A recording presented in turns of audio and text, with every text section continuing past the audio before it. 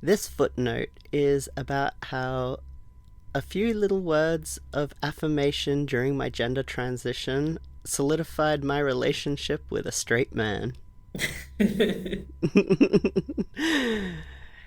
A lot of people like to say, well, he can't be straight if he's in a relationship with you.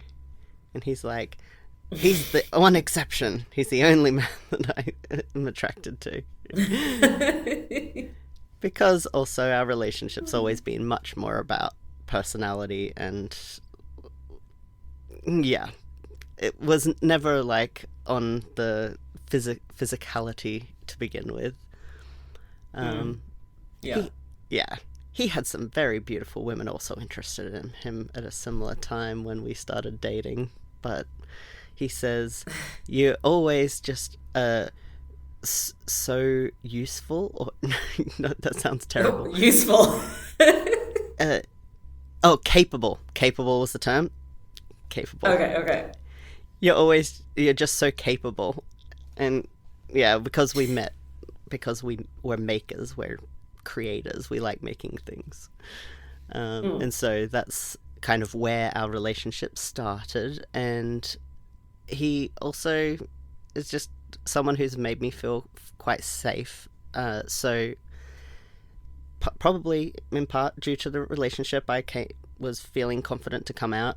And I kind of thought, this is it, the relationship's going to end. I know he's a straight guy. Because how long ago was this?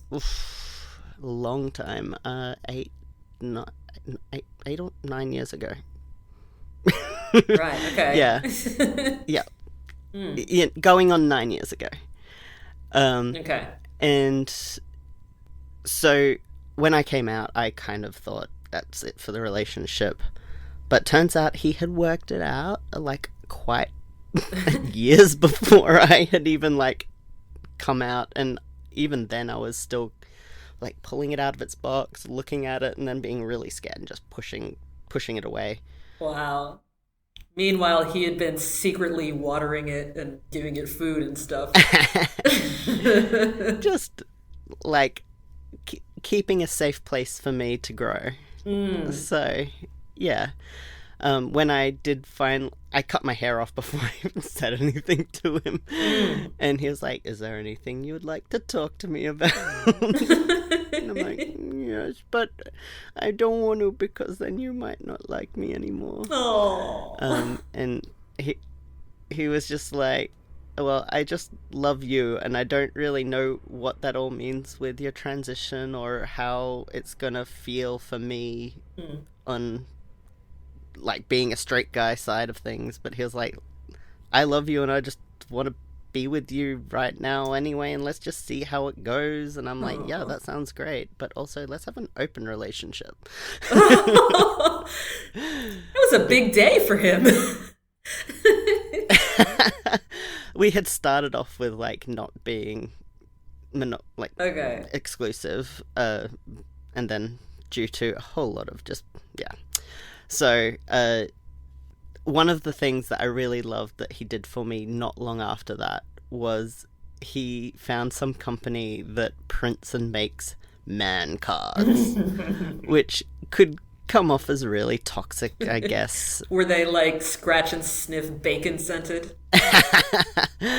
Not quite. They had like, I think it had like vintage old-timey strongmen on it. It's all done tongue-in-cheek, kind of making fun of like hyper masculinity and like if you like have a feeling your man card will be retracted sort of thing. But it's printed with your name and everything, and he printed it with my chosen name and everything and had it sent to me, and it came with stickers. And if you know all the queers, we like stickers. We're crazy for stickers. I do like stickers. Or is that maybe...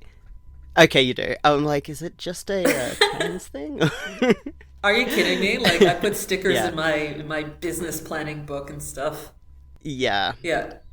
I make stickers and to give away and sell. But yes, that was one thing where I just felt suddenly like he really means it. Like, he wants to be here for me, and he actually is going to help me along a path that makes me less technically attractive to him because he loves me and he wants what's best for me. And, like, when you love boobies and then you help someone to remove their boobies, like, that's a big move.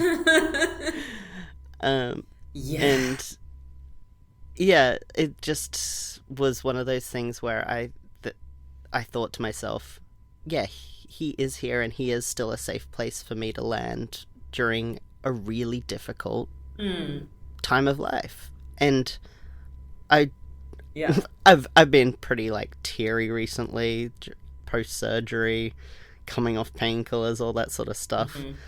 And I was just kind of like crying into his shoulder saying, I don't know how I could have done this without you here looking after me. And like every surgery, he's been there to take care of me and like just try and be a support. And we don't communicate like a lot of people expect. One of our love instead of being like I love you, he and I say to each other, I tolerate you. Based on a meme about autistic people love. It's just like you aren't horrible to be around. Yeah, that's nice. I love you the appropriate amount. Yeah.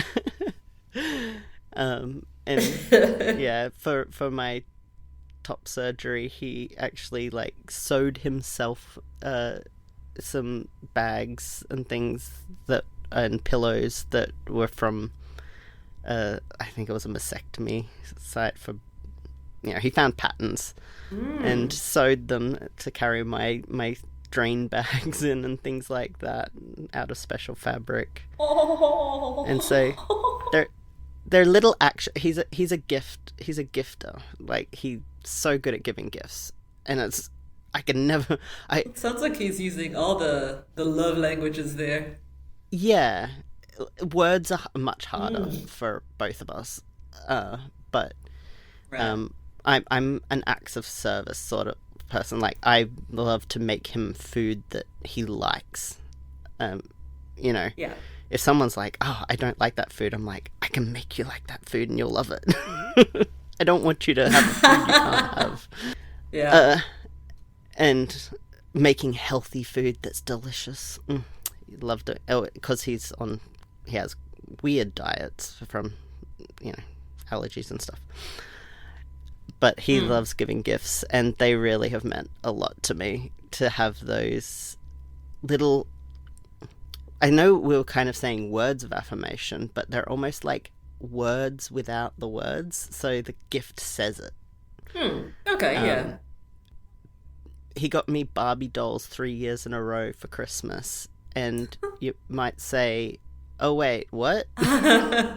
But they were Star Trek ones, and they had made like Kirk and Spock and Uhura, like my favorite of the bridge crew. And they're really expensive, but I had said like that I had liked Barbies, but then had started to feel like I wasn't allowed to like them because boys aren't supposed to like Barbies. Yeah. But why? And manhood. yeah, so he got me these Barbies, and it was kind of saying like, look, you're manly enough now to be able to enjoy Barbie dolls without anyone being able to question your masculinity. Oh, wow. Like, those sort of things. Or yeah, when I was early in transition and he knew that I was really insecure about people interpreting me as not my gender, he was very like, oh, here, look, this is very externally masculine sort of gifts, things that people will see as masculine. And then as I became all hairy and bearded and easily passing in society, he's like, look, now you get to wear all the sparkles and do what you want because no one can question it anymore. Wow. And yeah, That is gorgeous. I think Yeah, he is gorgeous, and I wish he knew as much as I do how gorgeous he is. Oh. He is a sweet man, and more of the type of men I would like to see in the world. Yes. Well, thank you for sharing that story. No problem. I like to share these little moments that not everyone gets to see. Hopefully, he doesn't mind. Oh, yeah. And it's definitely an aspect of the trans experience that a lot of people don't necessarily consider Yeah, or don't get a look into, yeah. especially if they're cis. Those little Yeah. moments that people don't understand cause a lot of the mental stress that is being trans. Mm, And a lot of people don't get the cause and yeah. effect there. They're kind of like, oh, you're mentally ill, so you're trans. No. I have a Yeah. lot of extra stress caused by society, which causes mental illness or just Yeah. stress overload, Yeah. um, fatigue, all of it. And there's so many people who like would hear a story like, oh, I'm with a straight guy and I came out as trans. For a lot of people, the assumption would be like, well, okay, well, that's it then. The Hmm. relationship's over. But it's very, very common for couples in those scenarios to stay And together. even if you don't stay together well, like sexually, you can still love each other. Like, my love's not just gonna die Mm, because of a change in physicality. Like, there's lots of reasons that the physicality of the person you love can change. And if your yeah. love is based on so much, so much of your interest in them is based on their body, to me, that's not really a type of love I can understand. That might just be me. Yeah. Yeah. But I would just say, don't No, I hear don't that. I hear that. expect to spend a life with someone and them not to change physically. Yeah, in some way. Like, Some ways are small, some ways are really yeah, not and I want to small. know that someone's with me through the hard times and the good times. And with the transitioning thing, it's kind of, it looks a little to some people like it is a bad thing for the straight man to be losing their boobas Mm. or whatnot. Breastises. Breastises. Yeah, that's still my favorite, one of my favorite terms.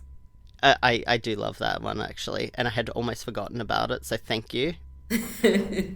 Um, but on the other side of, I guess, the reward is he has seen me grow into someone so much happier and healthier and alive and passionate Yeah.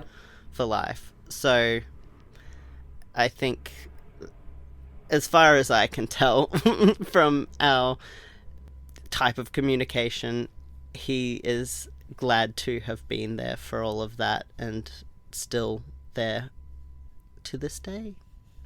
We celebrated our Yeah. 10-year last year. Oh, I love love. Yeah. Yeah. Love is squishy, and I often don't make room to think about it enough, but recently, this last week, I've been all squishy. Yeah. All squishy for my love. Well, here's to squishy, squishy love. Squishy love. Bye bye. Bye.